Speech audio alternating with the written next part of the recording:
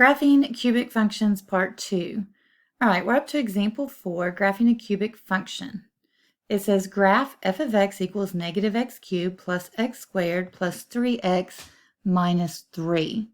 All right, so to graph a cubic function, first we need to plot some points to determine the shape of the middle portion of the graph. Remember, we know it's cubic, so we know it's going to have that shape, but we got to have some points to kind of know where the turns happen and so forth. All right, then we're going to connect the points with a smooth, continuous curve and use the end behavior to sketch the graph. So let's get started. So if we want to make a table of values, that's the easiest way to find some points instead of doing each one individually. Let's make a table of values. So x and y, or f of x. All right, we want to do the middle portion here of the graph. So we need some negatives, 0 and positive. So you can choose any x's you want to plug in. But again, we're trying to figure out what that shape is, this middle area here. So let's say -2, -1, 0, 1, 2. All right, and if you remember from the last video, you can take an x and you can plug it in here and find the y value. All right, so let's do this a little bit quicker since we already know how to plug in points. You can do that, but here's a way to do it a little bit quicker. So if you graph this function, you hit graph, it's going to show you the picture, but we can look at the table of values. So we can get these points a little bit quicker and make sure that we sketch our graph accurately. So you don't want to just look at the graph and try to draw a little line there. You want to make sure that the center points are in the right place. So -2, 3. So there's 3. -4. 0 is at -3.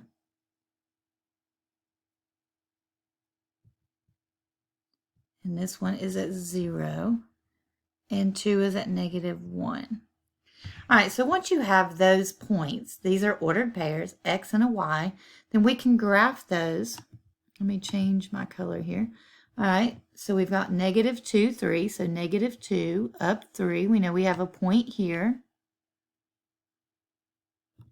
And then we have -1, -4.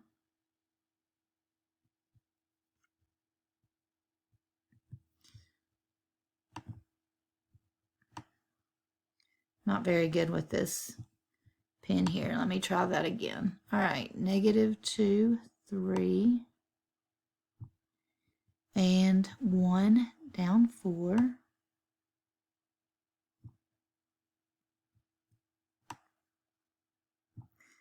All right, and then 0, -3.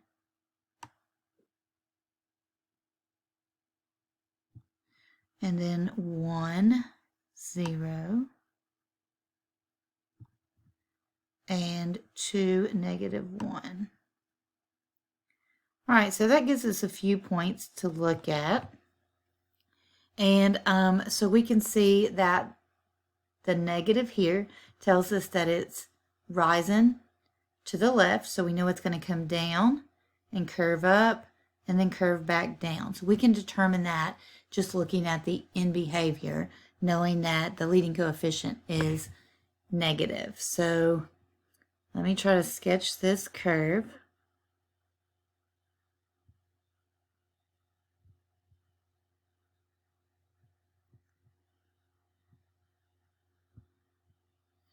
All right, so it's going to look something like this. Let me get a little bit better picture for you.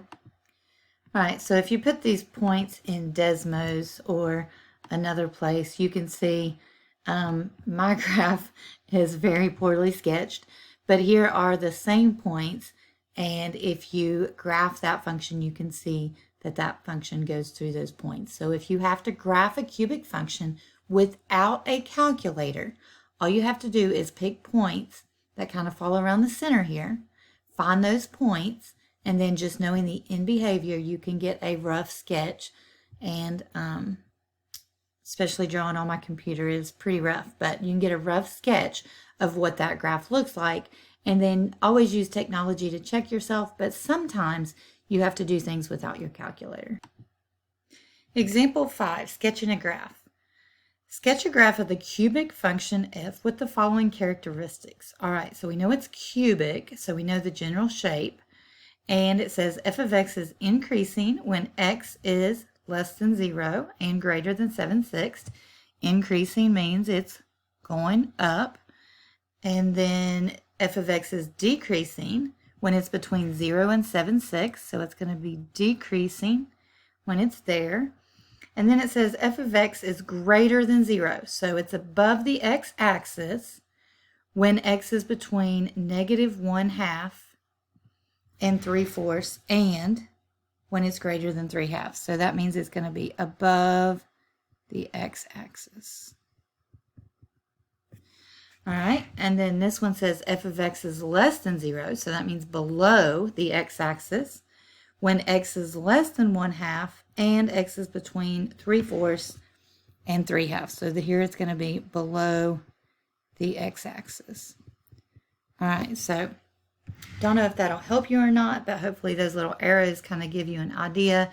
This means it's going up and down. This means it's above the x-axis and below the x-axis, all right? Now, all these numbers here, I have taken the liberty of went ahead and kind of put those on the graph. You know, if this is -1, -1/2 would be here. 3/4 is 3/4 of the way over here. 7/6 is 1 1/6, so it's just a little ways past 1. 3/2 is the same as 1 1/2. All right, so those are the numbers that come from the example here, and that just kind of gives us an idea of where we're going to be changing directions and where it would be above or below the x-axis. All right, so it says use the graph to describe the leading coefficient. So we're not going to have the exact graph because we don't know the equation. We're just going to get the general shape based on these this set of criteria. So we're going to take these, we're going to kind of sketch something, a rough sketch of a graph, and then we're going to use the in behavior, okay, to describe what the leading coefficient is. All right, so let's look at this one more time. So it's increasing when it's less than 0. So we know it's going to be increasing when it's less than 0 over here. Okay, so everything to the left of x is 0 is going to be increasing. So we know it's going up right here. And it's decreasing between 0 and 7/6. So we know it's going to be going down from 0 to 7/6 here. And that means it's probably going to go up, down, and then back up because it does increase again when it's at 7/6. So at 7/6 it will start increasing again. So we know it's going to go up to 0, it's going to go down to 7/6, and then back up again.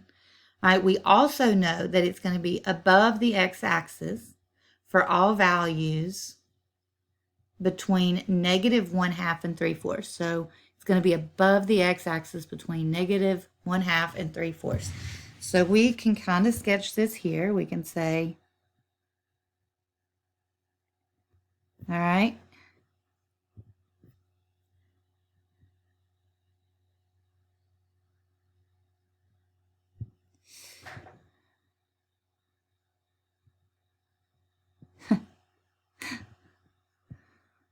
I'm sure you guys laugh at me too, but I have to laugh at myself on how poorly I can draw this graph. All right, so may not hit exactly the points, but let's look and see.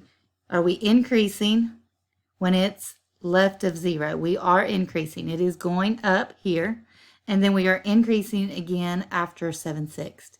Is it decreasing from 0 to 7/6? From here to here, it's going down. It is.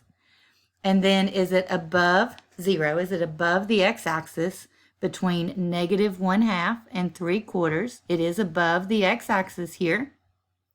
And is it above the x-axis at 3/2? And it is. And then is it below the x-axis? Is the f of x less than 0 when x is less than 1/2? Okay, it is.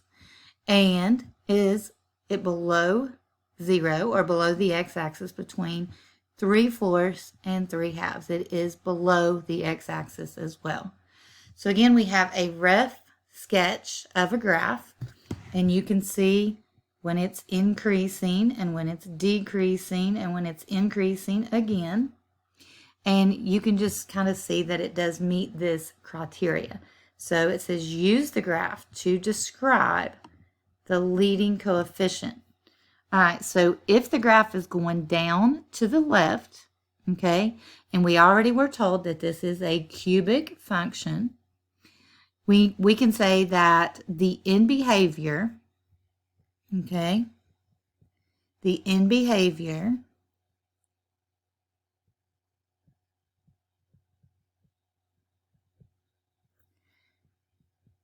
I'm just going to write this out like I always do. All right, so what does y do as x goes to the left? As x goes towards negative infinity, y goes down. So this would be negative infinity. And as x goes positive, as x goes to the positive side, y's go up to positive infinity. So that means the leading coefficient has to be positive. So the leading coefficient is positive based on the shape of the graph and the end behavior.